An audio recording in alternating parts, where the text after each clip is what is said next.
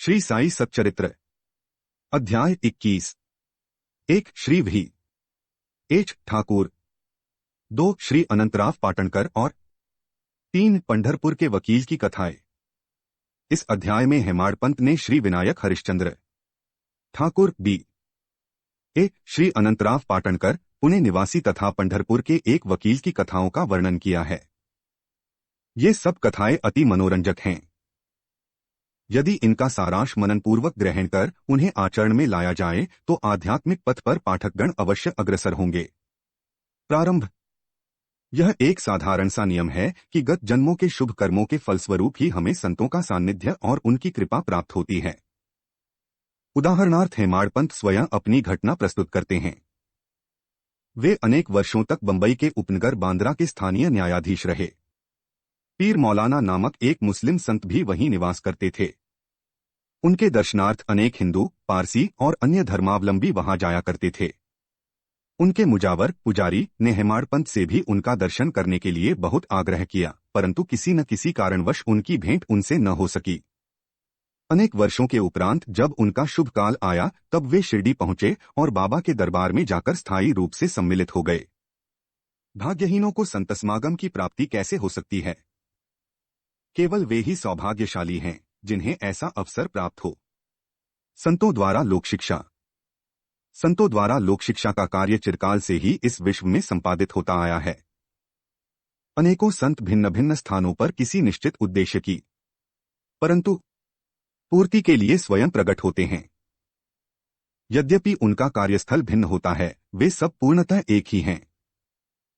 वे सब उस सर्वशक्तिमान परमेश्वर की संचालन शक्ति के अंतर्गत एक ही लहर में कार्य करते हैं। उन्हें प्रत्येक के कार्य का परस्पर ज्ञान रहता है और आवश्यकतानुसार वे परस्पर पूर्ति भी करते हैं, जो निम्नलिखित घटना द्वारा स्पष्ट है।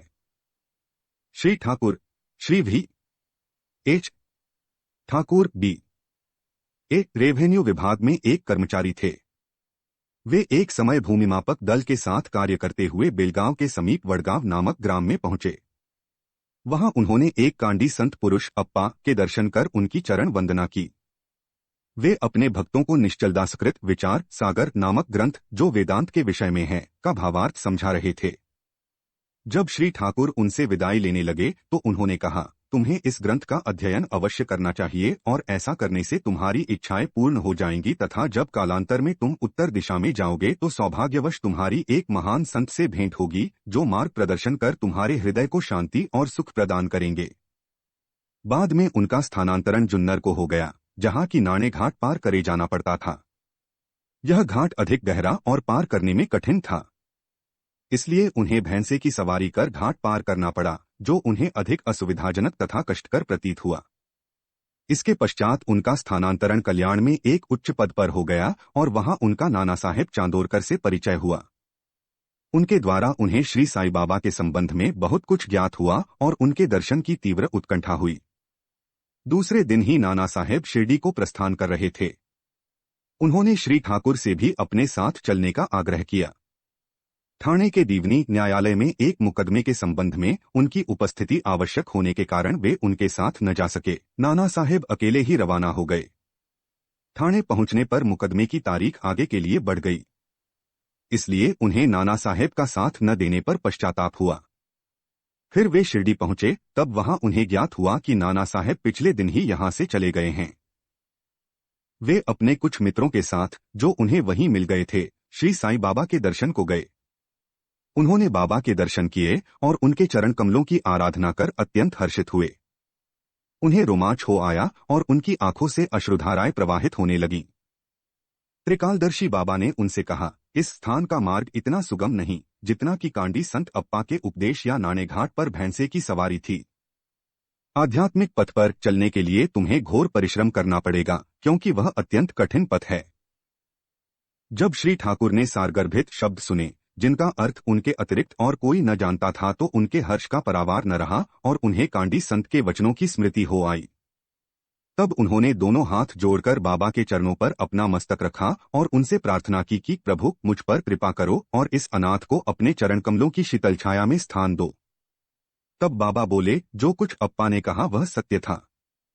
उसका अभ्यास कर उसके आसार ही तुम्हें आचरण करना चाहिए। व्यर्थ बैठने से कुछ लाभ न होगा। जो कुछ तुम पठन करते हो उसको आचरण में भी लाओ, अन्यथा उसका उपयोग ही क्या। गुरु कृपा के बिना ग्रंथावलोकन तथा आत्मानुभूति निरर्थक ही है। श्री ठाकुर ने अभी तक केवल विचार सागर ग्रंथ में सैद्धांतिक प्रकरण ही पढ़ा था, परंतु उसकी प्रत्यक्ष व्यवहार प्रणाली तो उन्हें शिरडी में ही ज्ञात हुई। एक दूसरी कथा भी सत्य का और अधिक सशक्त प्रमाण है। श्री अनंतराव पाटणकर। पूना के एक महाशय श्री अनंतराव पाटणकर श्री साईं बाबा के दर्शन इच्छुक थे। उन्होंने शिरडी आकर बाबा के दर्शन किए। दर्शन से उनके नेत्र इस कारण शीतल हो गए और वे अति प्रसन्न हुए। उन्होंने बाबा के श्री चरण छुए और यथायोग्य पूजन करने के उपरांत बोले, मैंने बहुत कुछ पठन किया, वेद वेदांत और उपनिषदों का भी अध्ययन किया तथा अन्य पुराण भी श्रवण किए, फिर भी मुझे शांति न मिल सकी। इसलिए मेरा पठन व्यर्थ ही सिद्ध हुआ। एक निरा अज्ञानी भक्त मुझसे कहीं श्रेष्ठ है। जब तक मन को शांति नहीं मिलती तब तक ग्रंथावलोकन व्यर्थ ही है। मैंने ऐसा सुना है कि आप केवल अपनी दृष्टि मात्र से और विनोदपूर्ण वचनों द्वारा दूसरों के मन को सरलतापूर्वक शांति प्रदान कर देते हैं। यही सुनकर मैं भी यहाँ आया हूँ। कृपा कर मुझ दास को भी आशीर्वाद दीजिए। तब बाबा ने निम्नलिखित कथा कही। घोड़ी की लीद के 9 गोले, नवधा भक्ति। एक समय एक सौदागर यहाँ आया। उसके सम्मुख ही एक घोड़ी ने लीद की। जिज्ञासु सौदागर ने अपनी धोती का एक छोर बिछाकर उसमें लीद के 9 गोले रख लिए और इस प्रकार उसके चित्त को शांति प्राप्त हुई। श्री पाटणकर इस कथा का कुछ भी अर्थ न समझ सके, इसलिए उन्होंने श्री गणेश दामोदर उपनाम दादा केलकर से अर्थ समझाने की प्रार्थना की और पूछा कि बाबा के कहने का अभिप्राय क्या है। वे बोले कि जो कुछ बाबा कहते हैं उसे मैं स्वयं भी अच्छी तरह नहीं समझ सकता, परंतु उनकी प्रेरणा से ही मैं जो कुछ समझ सका हूँ वह तुमसे कहता हूँ। घोड़ी है ईश कृपा और 9 एकत्रित गोले हैं नवविधा भक्ति था। 1 श्रवण, 2 कीर्तन, 3 नामस्मरण, 4 पाद सेवन, 5 अर्चन, 6 वंदन, 7 दास्य, 8 सख्य, 9 आत्मनिवेदन। ये भक्ति के 9 प्रकार हैं। इनमें से यदि एक को भी सत्यता से कार्य रूप में लाया जाए तो भगवान श्रीहरि अति प्रसन्न होकर भक्त के घर प्रकट हो जाएंगे। समस्त साधनाएं अर्थात जप तप योगाभ्यास तथा वेदों के पठन पाठन में जब तक भक्ति का संपुट न हो बिल्कुल शुष्क ही हैं। वेदज्ञानी या ब्रह्मज्ञानी की कीर्ति भक्तिभाव के अभाव में निरर्थक है।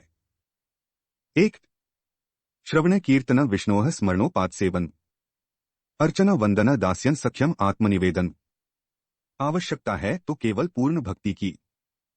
अपने को भी उसी सौदागर के समान ही जानकर और व्यग्रता तथा उत्सुकतापूर्वक सत्य को खोजकर 9 प्रकार की भक्ति को प्राप्त करो, तब कहीं तुम्हें दृढ़ता तथा मानसिक शांति प्राप्त होगी।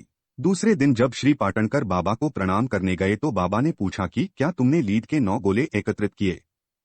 उन्होंने कहा कि मैं अनाश्रित हूँ, आपकी कृपा के बिना उन्हें सरलतापूर्वक एकत्रित करना संभव नहीं है। बाबा ने उन्हें आशीर्वाद देकर सांत्वना दी कि तुम्हें सुख और शांति प्राप्त हो जाएगी, जिसे सुनकर श्री पाटणकर के हर्ष का पारावर न रहा।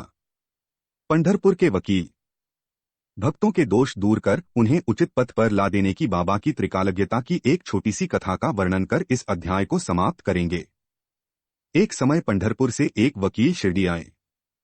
उन्होंने बाबा के दर्शन कर उन्हें प्रणाम किया तथा कुछ दक्षिणा भेंट देकर एक कोने में बैठ वार्तालाप सुनने लगे। बाबा उनकी ओर देखकर कहने लगे कि लोग कितने धूर्त हैं जो यहाँ आकर चरणों पर गिरते और दक्षिणा देते हैं, परंतु पीठ पीछे निंदा करते हैं। कितने आश्चर्य की बात है ना। यह पगड़ी वकील के सिर पर ठीक बैठी और उन्हें उसे पहननी पड़ी। कोई भी इन शब्दों का अर्थ न समझ सका, परंतु वकील साहब इसका गूढ़ार्थ समझ गए, फिर भी वे सिर झुकाकर बैठे ही रहे। वाड़े लौटकर वकील साहब ने काका साहेब दीक्षित को बतलाया कि बाबा जो कुछ उदाहरण दिया और वह मेरी ही ओर लक्ष्य कर कहा गया था वह सत्य है। वह केवल चेतावनी ही थी कि मुझे किसी की निंदा नहीं करनी चाहिए। एक समय जब उपन्यायाधीश श्री नूलकर स्वास्थ्य लाभ करने के लिए पंढरपुर से शिरडी आकर ठहरे तो बाररूम में उनके संबंध में चर्चा हो रही थी। विवाद का विषय था कि जिस व्याधि से उपन्यायाधीश अस्वस्थ हैं, क्या बिना औषधि सेवन किए केवल साईं बाबा की शरण में जाने से ही उससे छुटकारा पाना संभव है? और क्या श्री नूलकर सदृश एक शिक्षित व्यक्ति इस को मार्ग का अवलंबन करना उचित है। उस समय श्री नूलकर का और साथ ही साथ श्री साईं बाबा का भी बहुत उपहास किया गया। मैंने भी इस आलोचना में हाथ बंटाया था। श्री साईं बाबा ने मेरे उसी दूषित आचरण पर प्रकाश डाला है। यह मेरे लिए उपहास नहीं वरन एक उपकार है, जो केवल उपदेश है कि मुझे किसी की निंदा न करनी चाहिए और न ही दूसरों के कार्यों में विघ्न डालना चाहिए। शिरडी और पंढरपुर में लगभग 300 मील का अंतर है। फिर भी बाबा ने अपनी सर्वज्ञता द्वारा जान लिया कि बाररूम में क्या चल रहा था। मार्ग में आने वाली नदियां, जंगल और पहाड़ उनकी सर्वज्ञता के लिए रोड़ा न थे। वे सबके हृदय की गुह बात जान लेते थे और उनसे कुछ छिपा न था। समीपस्थ या दूरस्थ प्रत्येक वस्तु उनके लिए दिन के प्रकाश के समान जाज्वल्यमान थी तथा उनकी सर्वव्यापक दृष्टि से ओझल न थी। इस घटना से वकील साहब को शिक्षा मिली कि कभी किसी का छिद्रान्वेषण एवं निंदा नहीं करनी चाहिए। यह कथा केवल वकील साहेब के लिए नहीं वरन सबके लिए शिक्षाप्रद है। श्री साईं बाबा की महानता कोई न आंक सका और न ही उनकी अद्भुत लीलाओं का अंत ही पा सका। उनकी जीवनी भी तदनुरूप ही है, क्योंकि वे परब्रह्म स्वरूप हैं। श्री सद्गुरु साईनाथार्पणमस्तु। शुभं भवतु।